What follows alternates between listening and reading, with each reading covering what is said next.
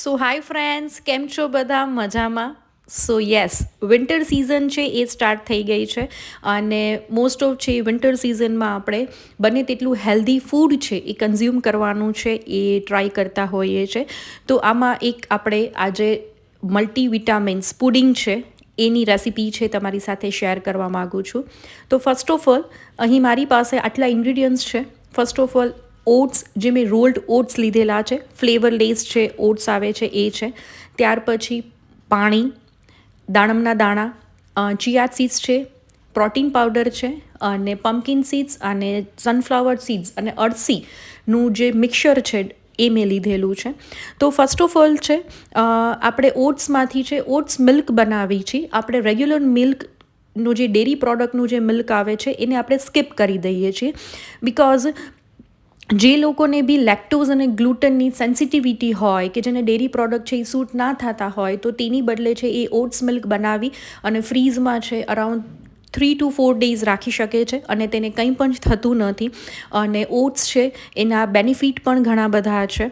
તે rich in fibre હોય છે, જેથી તમારું લાંબા સમય સુધી પેટ છે એ ભરાયેલું રાખે છે. તો ફર્સ્ટ ઓફ ઓલ અહીં એક બાઉલ મેં લીધેલું છે, તેની અંદર 1 કપના મેઝરમેન્ટથી અહીં મેં ઓટ્સ લીધેલા છે. ઓટ્સને છે આપણે ફ્લેવરલેસ જે રોલ્ડ ઓટ્સ આવે છે એ લઈએ છીએ. ત્યાર પછી એ જ કપના માપથી છે એ હું 3 કપ છે એ પાણી એડ કરું છું. સિમ્પલ પાણી છે એ આપણે રૂમ ટેમ્પરેચર પર છે આપણે એને એડ કરી દઈએ છીએ અને તેને પ્રોપર રીતે છે મિક્સ કરી દઈએ છીએ.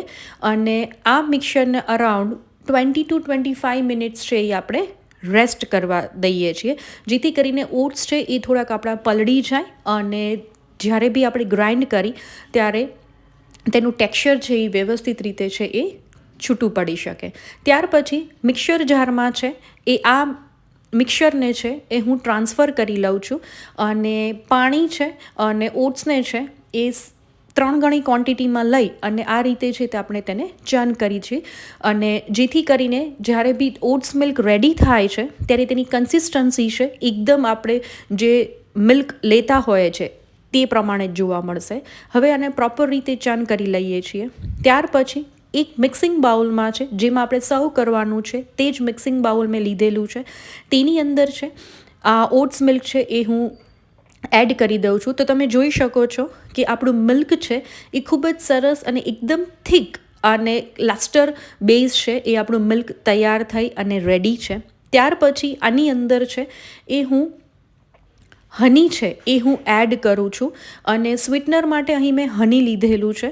મોસ્ટ ઓફ આપણે જ્યારે હેલ્ધી ડિશ બનાવતા હોય છે ત્યારે શુગરને છે એ અવોઇડ કરતા હોઈએ છીએ, પણ થોડુંક મીઠાશ લઈ આવવા માટે, ટેસ્ટ બેલેન્સ કરવા માટે અહીં મેં હની એડ કરેલું છે. જો તમે ના લેતા હોય તો તમે સ્કીપ પણ કરી શકો છો અને તેને પ્રોપર રીતે આ રીતે મિક્સ કરી દઈએ છીએ. ત્યાર પછી અને પ્રોપર રીતે મિક્સ કર્યા પછી આની અંદર છે એ અરાઉન્ડ 3 to 4 ટીસ્પૂન છે એ ચિયા સીડ્સ છે મારી પાસે એ હું એડ કરું છું અને તેને પણ છે એ પ્રોપર રીતે આપણે મિક્સ કરી દઈએ છીએ.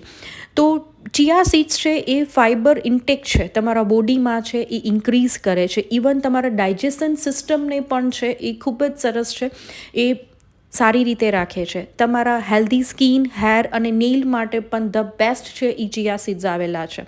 હવે આ મિક્સરને અરાઉન્ડ 25 મિનિટ્સ છે એ હું ફ્રીઝમાં સેટ થવા દઈએ છીએ અને તમે જોઈ શકો છો કે ફ્રીઝમાંથી લીધા પછી આનું ટેક્સચર છે એ થોડુંક થીક થઈ ગયું છે અને ચિયા સીડ્સ છે એ પણ નું પ્રમાણ છે એ તમને વધારે દેખાશે.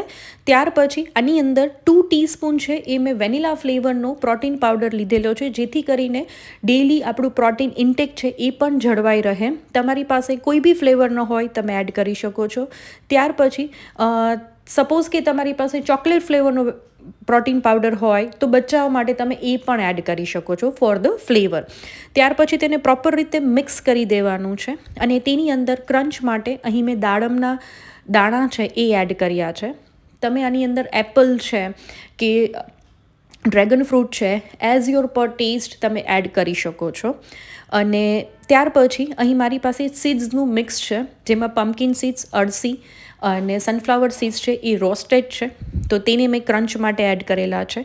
તો ખૂબ જ સરસ અને ટેમ્પટિંગ એવું આપણું ઓટ્સ ચિયા સીડ્સનું પુડિંગ રેડી છે અને તેની અંદર છે મેં સિનેમન પાવડર છે a pinch of like half teaspoon જેટલો મેં એડ કરીને સ્પ્રિંકલ કરેલો છે, જેથી કરીને તેની ફ્લેવર આવે, બિકોઝ આપણી કોઈ જાતની ફ્લેવર છે આમાં આપી નથી.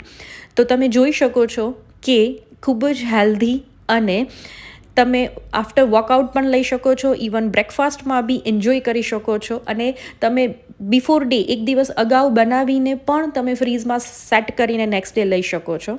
So thank you for watching.